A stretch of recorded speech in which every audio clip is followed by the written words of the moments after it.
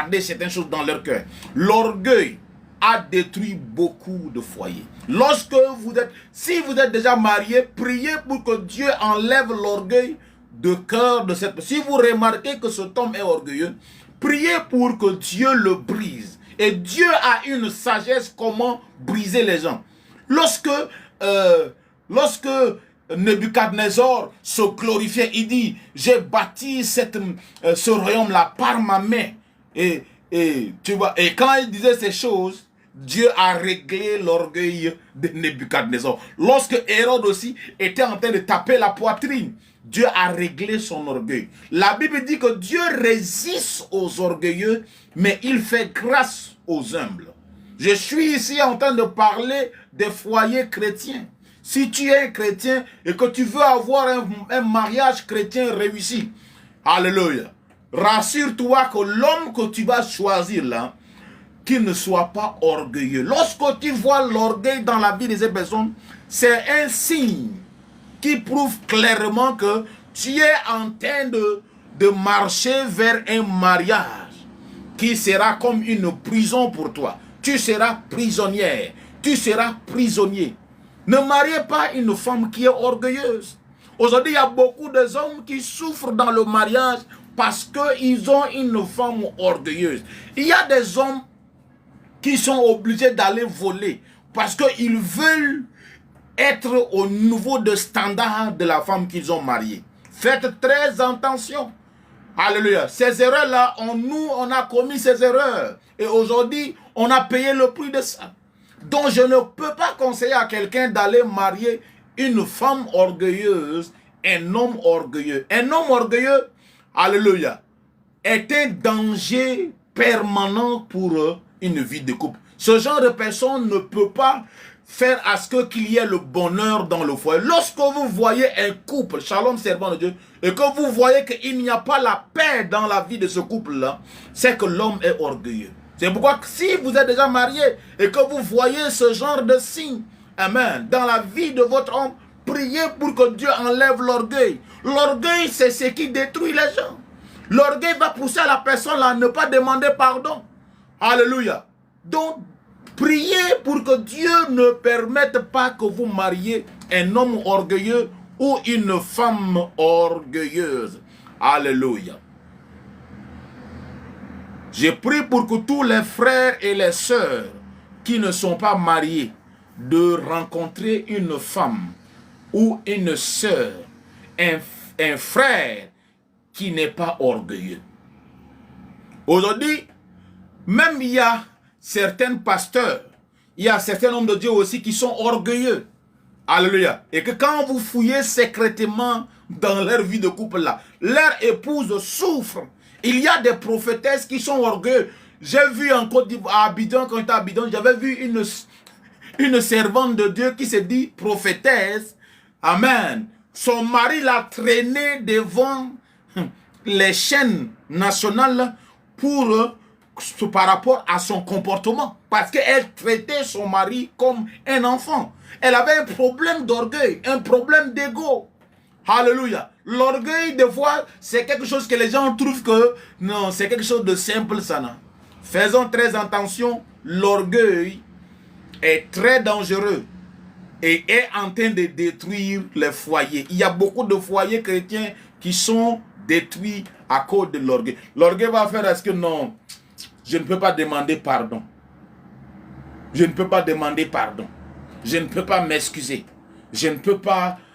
l'orgue, je ne peux pas parce que je suis supérieur, c'est moi le chef. Amen. Elle doit faire ce que je veux. Amen. Alléluia. Et l'orgueil des femmes, il dit je suis une belle femme, même si mon mari m'abandonne là, je peux trouver un homme. Les hommes ne peuvent pas me manquer. Il n'a qu'à donc, elle aussi, elle ne demande pas pardon, elle reste dans son coin par orgueil. Et beaucoup de foyers chrétiens sont piégés comme ça. Amen. Oh, moi je travaille, j'ai mon propre argent. Je n'ai pas besoin de l'argent de mon mari. Il n'a qu'à faire ce qu'il veut. Tout ça là, c'est l'orgueil. Si vous, pendant que peut-être que vous-même vous pensez que vous êtes orgueilleux. Amen. Demandez pardon à Dieu. Parce que la Bible dit que Dieu résiste aux orgueilleux et il fait grâce aux humbles. C'est-à-dire que lorsque vous êtes orgueilleux là, c'est Dieu lui-même qui se tiendra devant vous comme ça. Et il va vous barrer le chemin. Dieu résiste aux orgueilleux. Quand vous êtes orgueilleux là, le diable ne sera plus votre problème. Parce que le diable sait que vous êtes déjà son représentant. L'une des choses qui a détruit le diable, c'était l'orgueil. Le diable sait très bien que aussi longtemps qu'un homme de Dieu ou un enfant de Dieu est orgueilleux là, c'est Dieu lui-même qui sera son problème. Si vous êtes une sœur et que vous êtes orgueilleuse, sachez que vous êtes le problème de votre couple. Il y a des sœurs que quand des fois, changez juste d'attitude et vous allez voir que vous allez regagner le cœur de votre mari. Quand ton mari rentre de travail, oublie ton titre, oublie tout ce que tu fais, enlève ses chaussures, lave ses pieds, habille, lave ses pieds, mets ses pieds dans l'eau. Amen, traite-le comme un bébé, humilie-toi. Alléluia. C'est ça le secret du bonheur dans le foyer. Et même en tant qu'homme, des fois, tu dois te rendre humble, te servir. Imaginez Jésus-Christ en tant que maître. Et Jésus-Christ avait pris de l'eau et a commencé à laver les pieds de ses serviteurs. Ses serviteurs ses disciples étaient confus. Il dit non, maître, tu ne dois pas nous laver les pieds. Il dit non, le plus grand parmi vous sera le plus petit. L'un des plus grands secrets du bonheur dans le mariage là, c'est l'humilité. Lorsque vous êtes tellement humble, amen. Vous ne vous voyez, même si vous êtes le chef de la famille, vous ne vous voyez pas tellement supérieur à votre femme. Amen. Vous la traitez comme un être fragile. Vous la traitez et vous l'honorez. C'est ça. Et un homme qui est orgueilleux ne peut pas faire ces choses. Alléluia. Lorsque il faut devoir oublier ton ego. Amen.